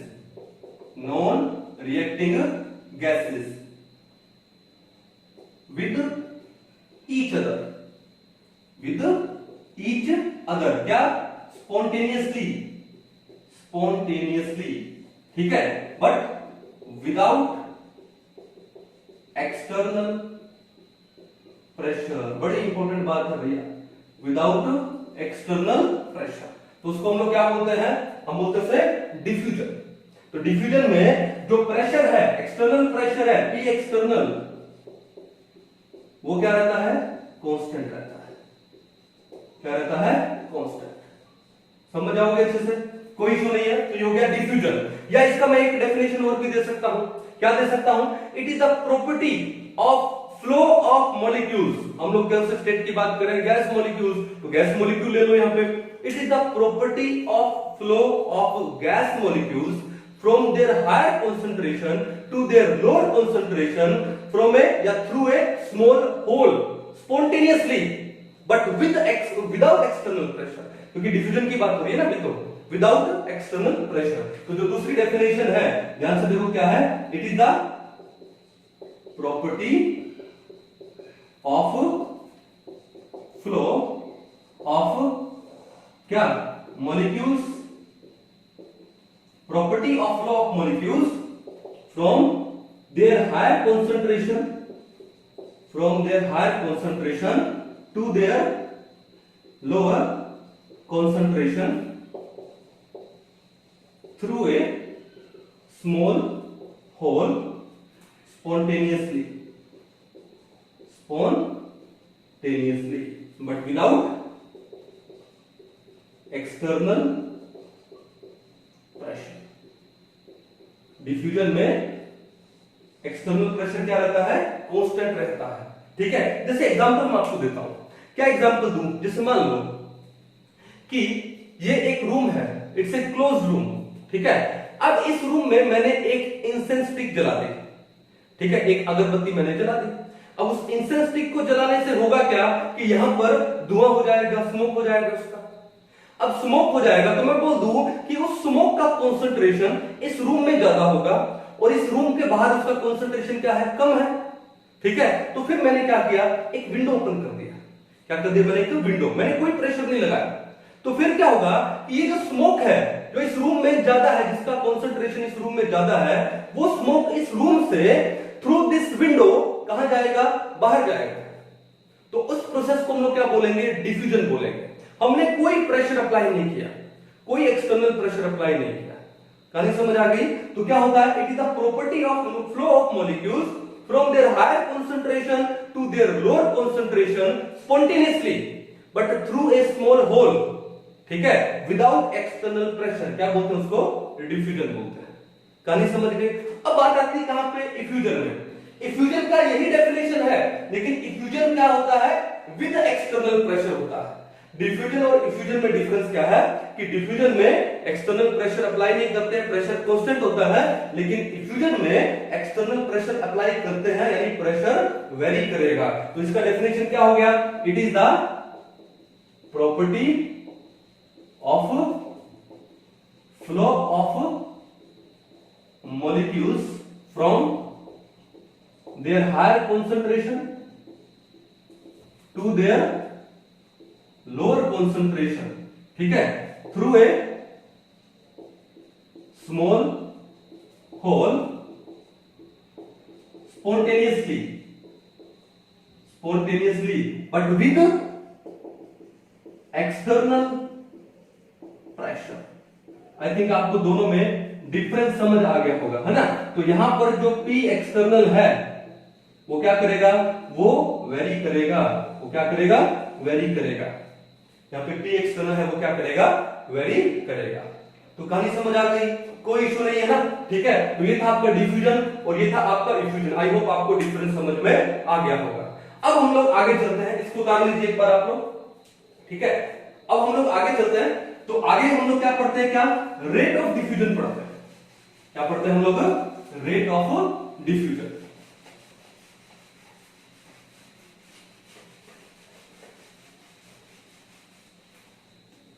ठीक है। अब देखो क्या है आगे, रेट ऑफ डिफ्यूजन। इसको मान लो मैंने स्मॉल और आर से रिप्रेजेंट कर दिया। क्यों? कैपिटल आर तो बुक हो चुका है, क्या यूनिवर्सल गैस कांस्टेंट, तो हमने इसको स्मॉल आर से ले लिया।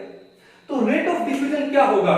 तो देखो ध्यान से कि मान लो कोई गैसेस है, कोई क्या है? गैस है, वो क्या हो रही है?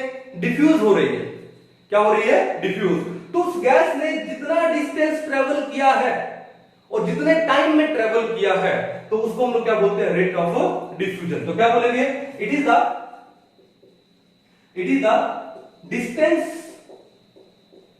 Travelled by a diffused gas। कहानी समझ रहे हो? It is the distance traveled by a diffused gas। अब कोई डिस्टेंस ही लेना जरूरी थोड़ी है, हम उस गैस का, डिफ्यूज्ड गैस का वॉल्यूम भी ले सकते हैं, और वॉल्यूम ऑफ डिफ्यूज्ड गैस, हम लोग डिफ्यूज्ड गैस का वॉल्यूम भी ले सकते हैं, और नंबर ऑफ मोल्स यानी मोल्स ऑफ डिफ्यूज्ड गैस, ठीक है। It is the distance travelled by the diffused gas. अगर आपको डिस्टेंस दिया हो तो वो ले लो। अगर आपको उस गैस का वॉल्यूम दिया है कि कितनी गैस है वो डिफ्यूज हो गई, वो ले लो। या फिर उस गैस का नंबर ऑफ मोल्स दिया है डिफ्यूज्ड गैस का, तो वो ले लो। क्या? पर यूनिट टाइम, पर यूनिट टाइम, ठीक है। तो उसको हम लोग क्या बोलते हैं? रेट ऑफ डिफ्यूजन बोलते हैं। क्या बोलते हैं? Rate of diffusion. अब देखो कैसे लिखूंगा इसको, कि जो रेट ऑफ डिफ्यूजन है R, it is equal to, सबसे पहले तो डिस्टेंस ट्रेवल में आते हैं। मान लो कि उसने एल डिस्टेंस ट्रेवल किया है, एल स्टैंड्स फॉर लेंथ, तो एल क्या है? L of diffused gas, upon में क्या हो गया? टी, टाइम टेकन, अपॉन में क्या हो गया? टाइम टेकन, जिसको मैं क्या लिख दूं यहां पे? टी से लिख दूं। तो आर किसके इक्वल आ गया? एल, यानी distance travelled by the diffused gas upon में time taken in diffusion. Clear है? या फिर मैं इसको ये भी लिख सकता हूं कि R इज इक्वल टू क्या हो गया? वॉल्यूम किसका?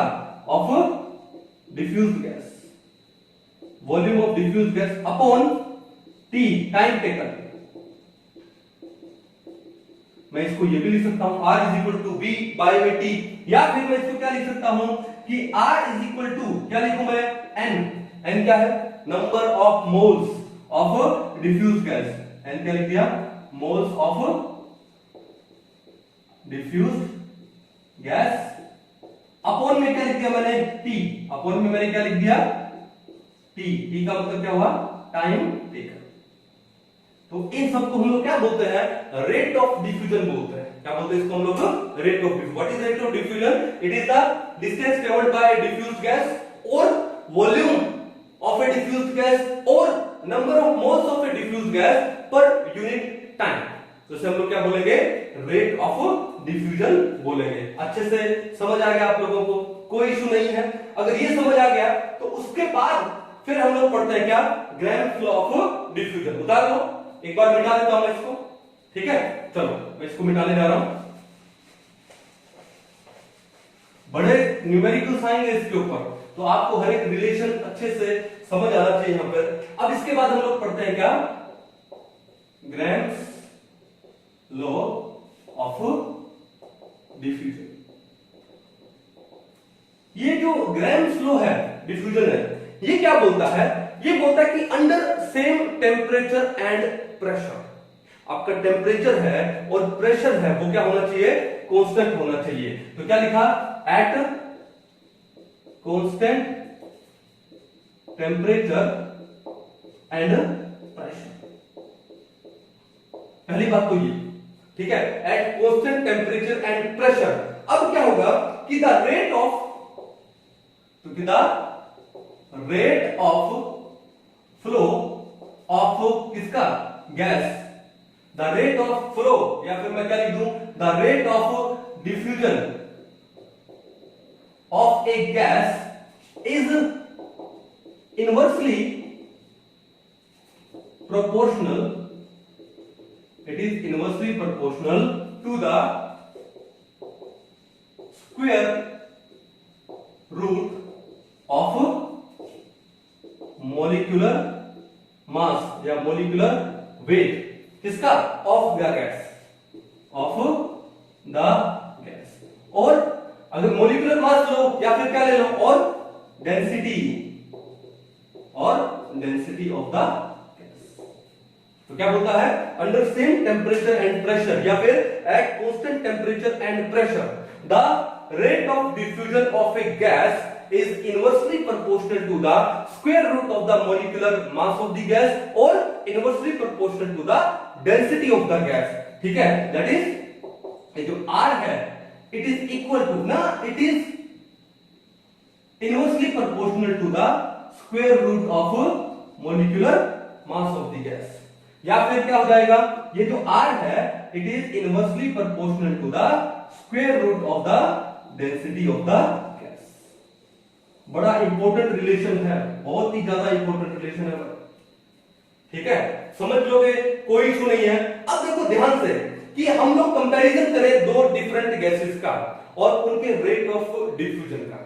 तो मान लो कि जो पहली गैस है उसका रेट ऑफ डिफ्यूजन है R1 और उस गैस का जो मॉलिक्यूलर मास है क्या, M1, और जो दूसरी गैस है उसका जो रेट ऑफ डिफ्यूजन है R2 और मॉलिक्यूलर मास क्या है, M2। तो क्या हो जाएगा कि R1 अपॉन में R2, R1 अपॉन में R2। अब देखो इसको प्रोपोर्शनल को हटाएंगे तो एक प्रोपोर्शनलिटी कांस्टेंट लगाएंगे, मान लो हमने लगा दिया K, तो R1 बाय R2 करेंगे तो K बाय K वो तो कैंसिल आउट हो जाएगा। तो किसके इक्वल आएगा, किसके इक्वल आएगा, वो आएगा स्क्वायर रूट। अब देखो इनवर्सली प्रोपोर्शनल है, अगर यहाँ पे R1 लिखूं तो नीचे क्या आएगा, M1। तो ये देखो R1 मैंने ऊपर लिखा है तो नीचे क्या आ गया, M1, और अगर R2 नीचे है तो ऊपर क्या आ गया, M2। तो R1 by R2 is equal to the square root of M2 by M1, या फिर मैं क्या लिख दूं, R1 अपॉन में R2 is equal to the square root of क्या, D2 बाय में D1, D2 बाय में D1। कहानी समझ आ गई। इस लॉ को हम लोग क्या बोलते हैं, ग्राहम्स लॉ ऑफ डिफ्यूजन बोलते हैं, कि at constant temperature and pressure the rate of diffusion of a gas is inversely proportional to the square root of the molecular mass of the gas. आप खुद एक अंदाजा लगा के देखो कि किसी गैस का मॉलिक्यूलर वेट या मॉलिक्यूलर मास ज्यादा होगा, इसका मतलब गैस हैवी है, और हैवी गैस को डिफ्यूज होने में क्या लगता है, टाइम लगता है, ठीक है। यानी उस गैस का जो रेट ऑफ डिफ्यूजन होगा वो क्या होगा, स्लो होगा, ठीक है। और जो गैस मान लो लाइट है, मान लो हाइड्रोजन, हाइड्रोजन का मॉलिक्यूलर मास कितना है, 2। तो अगर मॉलिक्यूलर मास कम है, ये कम है, तो R क्या होगा, ज्यादा होगा। तो जो गैस लाइट वेट वाली है उसका रेट ऑफ डिफ्यूजन क्या होगा, फास्ट होगा, और जो गैस जिसका मॉलिक्यूलर मास या मॉलिक्यूलर वेट ज्यादा है, हैवी है, उसका रेट ऑफ डिफ्यूजन क्या होगा, स्लो होगा। तो बड़ी सिंपल सी बात है, कोई इशू नहीं है, कर पाओगे ना, ठीक है, ओके। अच्छे से एक बार इसको उतार लीजिए, फिर हम लोग आगे चलते हैं। चले आगे। आई होप आपको ये बड़ा अच्छे से क्लियरली समझ आ गया होगा ना। अब आगे चलते हैं हम लोग आगे पढ़ते हैं क्या, effect of volume, effect of volume on rate of diffusion. अच्छे से पढ़ते हैं। देखो क्या, मैं सारे पॉसिबिलिटी करवा देना चाह रहा हूं ताकि आपके पास में कोई भी न्यूमेरिकल आए आप इजीली कर पाओ। तो देखो क्या पढ़ रहे हैं हम लोग, effect of volume on rate of diffusion, on rate of diffusion. हमने अभी थोड़ी देर पहले क्या पढ़ा था कि जो रेट ऑफ डिफ्यूजन है वो किसके इक्वल होता है, वो इक्वल होता है किसके, volume of the diffused gas upon time taken, upon time taken in diffusing that gas. हमने ये भी पढ़ा था, ठीक है ना। अब देखो ध्यान से, बात ये है कि अगर मान लो पहली कंडीशन में ले लेता, मान लो पहली कंडीशन के लिए R1 किसके इक्वल हो जाएगा, वो हो जाएगा क्या, V1 अपॉन में T1। मान लो जो एक गैस है उसका जो रेट ऑफ डिफ्यूजन हमने ले लिया R1 और उसका जो वॉल्यूम है डिफ्यूज का वो क्या ले लिया V1 और टाइम क्या ले लिया T1, और जो दूसरी गैस है और उसका जो रेट ऑफ डिफ्यूजन क्या ले लिया R2 और वॉल्यूम कितना ले लिया V2 अपॉन में क्या हो गया T2। क्लियर है। अगर अब हम लोग कंपैरिजन करें इनके रेट ऑफ डिफ्यूजन का तो क्या हो जाएगा, R1 अपॉन में R2, R1 अपॉन में R2 किसके इक्वल आएगा, वो आएगा क्या, V1 upon T1 upon V2 upon में T2। क्लियर है। या फिर मैं इसको क्या लिख सकता हूं, मैं इसको लिख सकता हूं क्या, V1 अपॉन में V2। अब क्या करें, ये T2 यहां डिवाइड के ऊपर आके मल्टीप्लाई में हो जाएगा, तो यहां पर क्या हो जाएगा, इनटू T2 अपॉन में T1। क्लियर है। तो सिंपल सा क्या रिलेशन है हमारे पास, R1 upon R2 is equal to V1 T2 upon V2 T1। अच्छे से याद रख लोगे, कोई इशू नहीं है। दूसरी बात, R1 बाय R2 ये किसके इक्वल है, देखो it is also equal to the क्या, रूट ऑफ M2 बाय में M1, अभी पढ़ा था इससे पहले। और ये किसके इक्वल है, रूट ऑफ D2 बाय में D1। यानी आपको जो भी वैल्यू दे रखी हो उसी के हिसाब से वो आपको रिलेशन क्या कर लेना है, यूज कर लेना। कहानी समझ गए, कोई इशू नहीं है। तो ये था इफेक्ट ऑफ वॉल्यूम। अब देखो यहां पर दो चीजें हैं, दो पॉइंट मैं ले सकता हूं। पहला पॉइंट क्या ले लूंगा यहां पर, कि अगर मैं कि जो volume of the gas diffused वो क्या ले लूं, सेम ले लूं। अगर दो गैसेस हैं और उनका जो डिफ्यूज्ड वॉल्यूम है वो सेम है लेकिन उनको टाइम क्या लग रहा है, अलग लग रहा है, तो देखो यहां पर क्या होगा, क्या लिखूंगा यहां पे, comparison of same volume in different time, in different time. अगर मैं ये लूं तो देखो भैया क्या हो जाएगा, R1 बाय R2।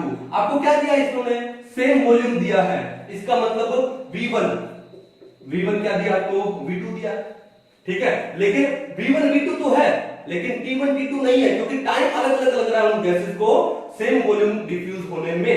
तो R1 बाय R2 क्या हो जाएगा, अब V1 से V2 तो कैंसिल हो गया, तो ये किसके इक्वल आ गया, T2 बाय में T1 के इक्वल आ गया।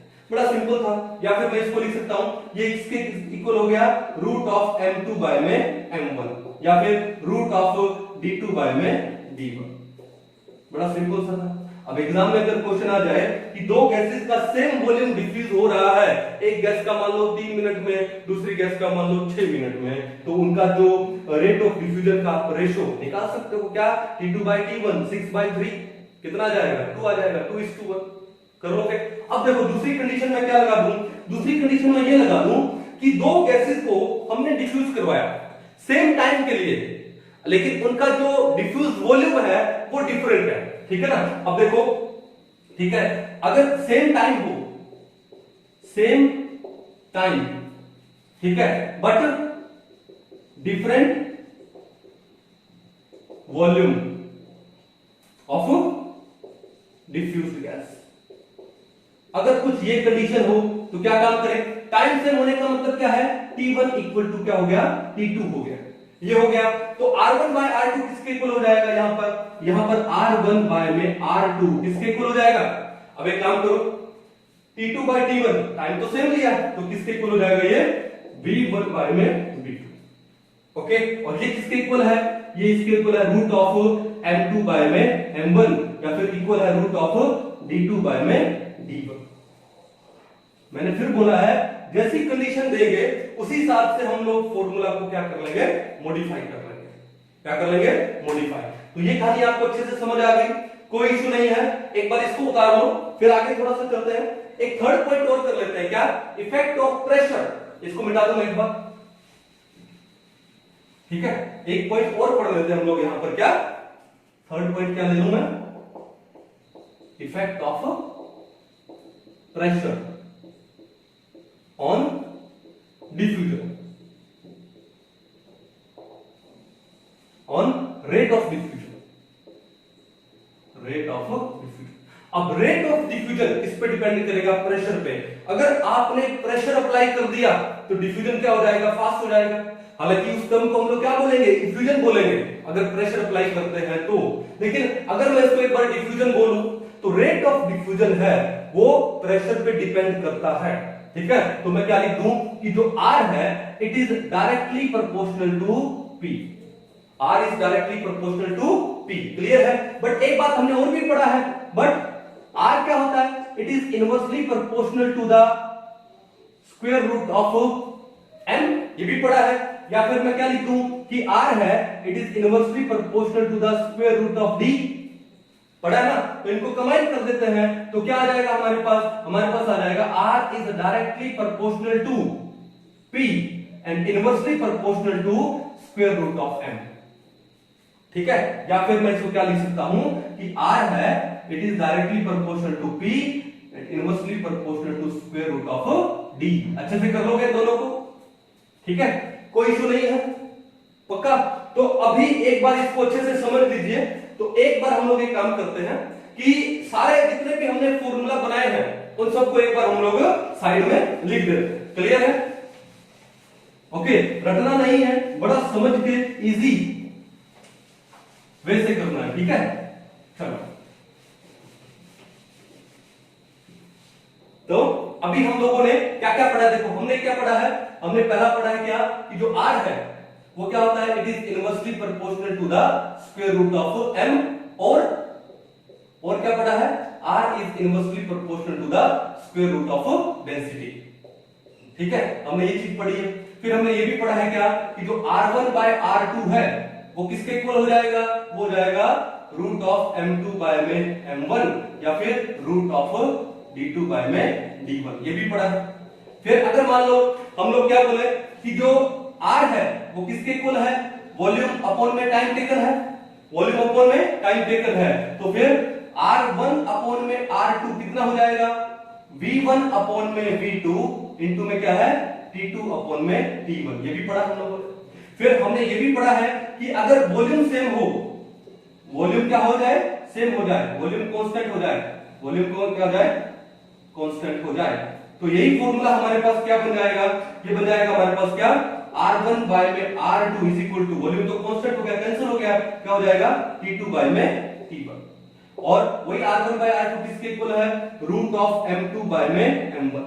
अब देखो किसी एक न्यूमेरिकल में अगर हमको कोई दो गैसेस दे दी जाए, मान लो SO2 दे दिया, O2 दे दिया, तो उनका मोलर वेट तो ऐसे निकाल सकते हैं। और टाइम टेकन निकालना हो, टाइम के बीच में रेशो निकालना हो डिफ्यूजन में, तो हम लोग T2 by T1 equal to root of M2 by M1 आराम से यूज कर लेंगे, कोई दिक्कत नहीं है। या फिर अगर मान लो डेंसिटी दे दिया जाए तो हम लोग क्या यूज कर लेंगे? T2 by T1 equal to root of D2 by में D1। सिंपल, ठीक है? चलो, अब उसके बाद अगर मैं क्या कर दूं, अगर मैं जो टाइम टेकन है for diffusion, time taken for diffusion है वो क्या कर दूं मैं?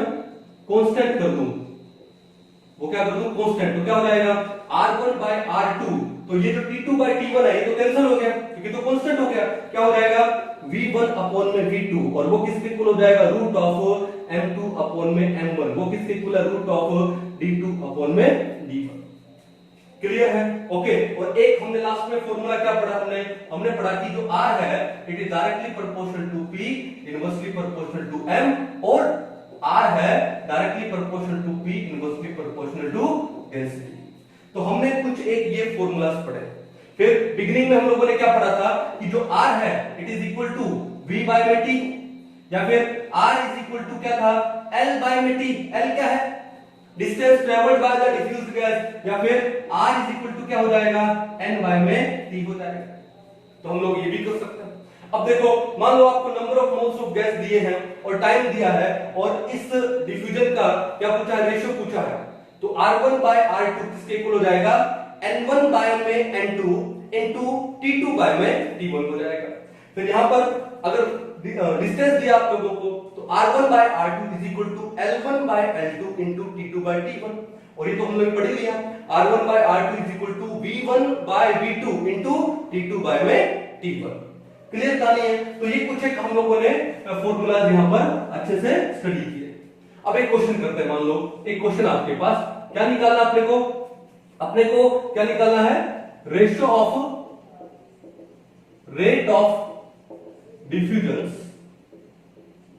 Of SO2 and O2। मान लो आपको दो गैस दी है, एक सल्फर डाइऑक्साइड गैस दी है और एक ऑक्सीजन दी है, और उन दोनों गैसेस का जो रेट ऑफ डिफ्यूजन का हमको क्या निकालना है रेशियो निकालना है। तो कैसे निकालेंगे, तो बड़ा सिंपल सा है। क्या आपको गैसेस दी है, इसका मतलब आप लोगों को उनका मॉलिक्यूलर मास पता है। जो मॉलिक्यूलर मास है किसका SO2 का कितना होता है, सल्फर का 32 और O2 का भी 32, तो टोटल कितने हो गए 64, और मॉलिक्यूलर मास ऑफ O2 वो कितना होता है 32। अब जो रेट ऑफ डिफ्यूजन है ठीक है वो मॉलिक्यूलर वेट से कैसे रिलेटेड है, R is inversely proportional to square root of m, या फिर मैं लिख दूं R1, अब R क्या लिख दूं मैं SO2 अपॉन में R ऑफ O2, यही पूछा है rate of diffusion of SO2 and O2। SO2 ऊपर ले रहा है O2 नीचे ले लिया, इज इक्वल टू क्या हो जाएगा रूट ऑफ m। अब देखो SO2 ऊपर लिया है तो जो SO2 का जो मॉलिक्यूलर मास है वो नीचे ले लोगे, और O2 नीचे लिया है तो उसका मॉलिक्यूलर मास ऊपर ले लोगे। ठीक है क्या जाएगा, वो आ जाएगा रूट ऑफ MO2 कितना है 32, MSO2 कितना है 64, यानी 1/2, तो 1 का रूट 1 अपॉन में रूट 2, आंसर क्या आ गया 1 अपॉन में रूट 2। सिंपल, क्लियर है। तो बड़े सिंपल क्वेश्चन आएंगे, लेकिन उसके लिए आपको ये सारा फॉर्मूलाज है अच्छे से याद होना चाहिए, समझ में आना चाहिए, रटना नहीं है, समझ में आना चाहिए। ठीक है एक बार इसको उतार लो, फिर हम लोग कुछ एक न्यूमेरिकल करते हैं। चलिए कुछ एक क्वेश्चंस हैं सॉल्व करते हैं। पहला क्वेश्चन देखो ध्यान से, the rate of diffusion of a gas is proportional to, अभी थोड़ी देर पहले पढ़ा था कि आपको यहां पर क्या दिया प्रेशर दिया, अभी क्या पढ़ा था इफेक्ट ऑफ प्रेशर में हमने क्या पढ़ा था कि जो R है it is directly proportional to P and R है it is inversely proportional to, नीचे क्या दिया डेंसिटी, तो स्क्वायर रूट ऑफ डेंसिटी अगर कंबाइन कर दें तो R क्या आ जाएगा it is directly proportional to P and inversely proportional to square root of D। कौन सा ऑप्शन है यहां पर है P बाय में square root of D, first option है, बिल्कुल सिंपल था। अब आगे देखो CPMT 1995 में एक क्वेश्चन है, the density of two gases are in the ratio of 1:16। मान लो आपको क्या दिया है D1 बाय में D2 दिया है, कितना है 1 अपॉन में 16 दिया है। The ratio of their rates of diffusion is, तो देखो ध्यान से हमको क्या पता है R1 बाय R2 और डेंसिटी से कैसे रेट है रूट ऑफ D2 बाय में D1, ये तो है। तो अब देखो D2 कितना है 16 है और D1 कितना है 1 है, तो D2 बाय D1 कितना होगा 16 बाय 1 होगा, तो क्या हो जाएगा रूट ऑफ 16 बाय में 1। ठीक है अब 16 का रूट करोगे तो कितना आएगा 4 और 1 का रूट कितना आएगा 1, तो रेशियो कितना जाएगा 4:1 आ जाएगा, क्या जाएगा 4:1, सिंपल था। एनसीईआरटी 1972 का एक क्वेश्चन है, the relative rate of diffusion of a gas, एक गैस का रेट ऑफ डिफ्यूजन पूछा है जिसका मॉलिक्यूलर वेट दिया 98 as compared to hydrogen will be. अब देखो इस टाइप के क्वेश्चन भी आते हैं, the relative rate of diffusion of a gas as compared to hydrogen as compared to oxygen, इस टाइप के क्वेश्चन देता है। तो कैसे करोगे, देखो ध्यान से, हमको पता क्या है मॉलिक्यूलर वेट की बात हो रही है, तो रेट ऑफ डिफ्यूजन को मॉलिक्यूलर वेट से अगर हम लोग रिलेट करें तो क्या फॉर्मूला है R1 बाय में R2 is equal to root of M2 by में M1, ये तो फॉर्मूला। अब अगर मैं M1 मानूं किसको, ये जो आपको गैस दिया है जिसका मॉलिक्यूलर वेट 98 है, तो उन्होंने क्या पूछा है rate of diffusion of a gas as compare to hydrogen. तो R1 1 किसको माना है मैंने, इस गैस को माना है। तो M1 कितना हो जाएगा, M1 हो गया आपके पास कितना 98। और उसने बोला as compare to hydrogen, M2 ले लो हाइड्रोजन को, और हाइड्रोजन का जो मॉलिक्यूलर वेट है वो कितना होता है 2। अब 2 by 98 कितना होगा 1 by 49। तो आपके पास क्या जाएगा √1/49। 1 का √1 और 49 का रूट कितना हो जाएगा 7। तो आपका आंसर क्या आ गया 1:7 आ गया। आंसर क्या आ गया 1:7। अगर यहां पर अगर आपको यहां पर ऑक्सीजन का देता तो क्या कर देते 2 की जगह यहां पे क्या कर देते 32। तो 32 अपॉन में क्या हो जाता 98 हो जाता।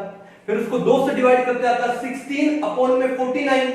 ठीक है, अब 16 का रूट कितना होता है 4 और 49 का कितना होता है 7। तो हमारा आंसर क्या आ जाता 4/7 या फिर 4:7। समझ आ गया आपको क्वेश्चन कैसे सोल्व करना है, एक बार इसको उतार लो। चलो नेक्स्ट क्वेश्चन देखो, आईआईटी 1988 में आया हुआ है, बड़ा ही मजेदार क्वेश्चन है। क्या बोलता है, ए बोतल of dry ammonia and a बोतल of hydrogen chloride connected through a long tube are open simultaneously at both ends. तो देखो ध्यान से कि मान लो आपके पास एक बोतल है, आपके पास एक बोतल है, कौन सी, इसके अंदर क्या है ड्राई NH3, और आपके पास एक बोतल है,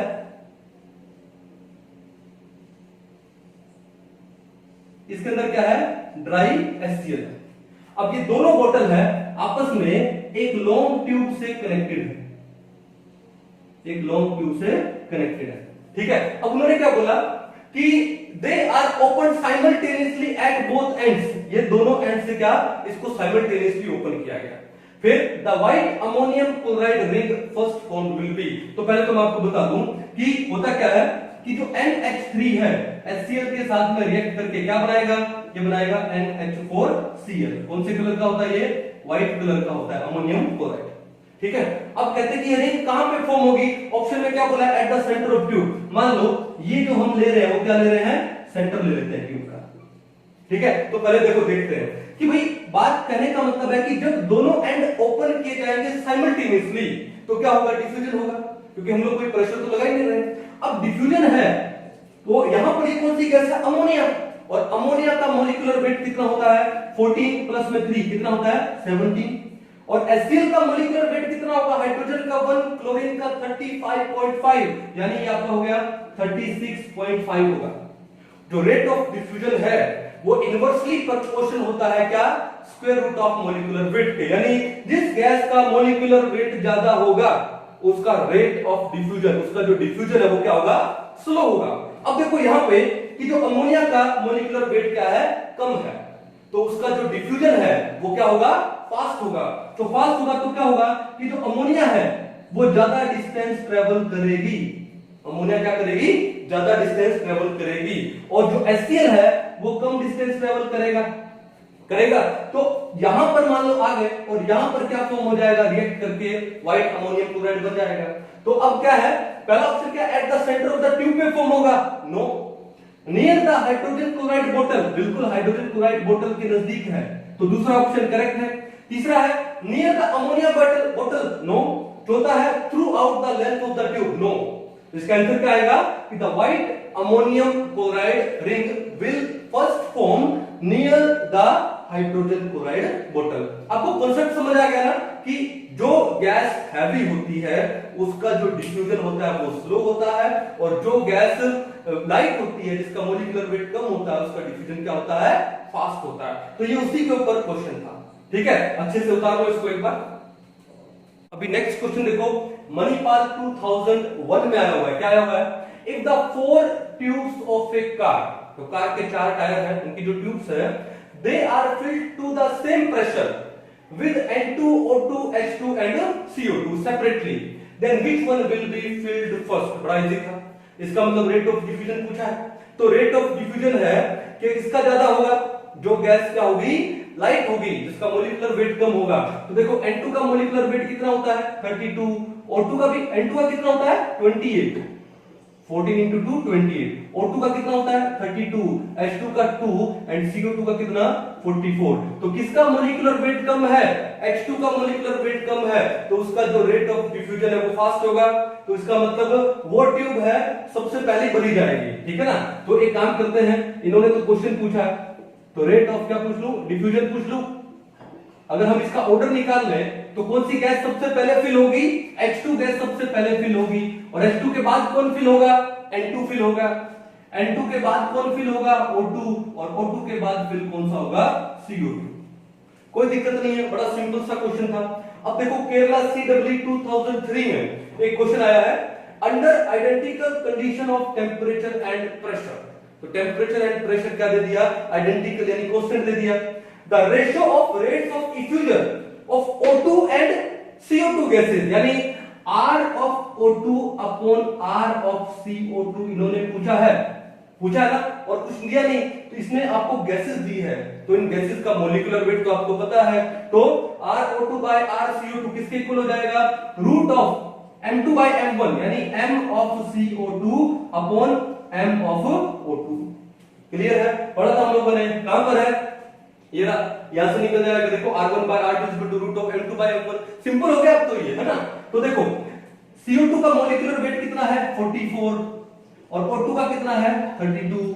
अब 44 और 32 को अगर हम लोग डिवाइड करें, तो मान लो 4 के ऊपर करें तो कितना आएगा, यह आएगा रूट ऑफ 11 बाय में 8 आएगा। अब देखो 11 बाय 8 को सोल्व करके उसका रूट निकालना, अब आपको हार्ड वर्क नहीं करना, आपको क्या करना है, स्मार्ट वर्क करना है। क्या देखो ध्यान से, 11 बाय 8 करोगे, न्यूमरेटर ज्यादा है डिनोमिनेटर कम है, तो वैल्यू क्या आएगी 1 पॉइंट समथिंग आएगी। तो 11.8 आई थिंक कुछ वैल्यू आती है रूट ऑफ 1.375 कुछ आती है। अब 1.375 का अगर आप रूट करोगे तो कितना आएगा, 1 का रूट कितना आता भाई 1 आता, तो 1.37 का रूट क्या आएगा 1 पॉइंट समथिंग, 1 पॉइंट समथिंग। तो देखो पहला ऑप्शन क्या है 0.87 गलत हो गया, दूसरा है 1.17 सही हो सकता है, तीसरा 8.7 अरे ये तो बहुत ज्यादा हो गया, नहीं 1 पॉइंट समथिंग आना चाहिए, चौथा है 0.117 रॉन्ग है, और फिफ्थ है 11.7 ऐसे रॉन्ग है।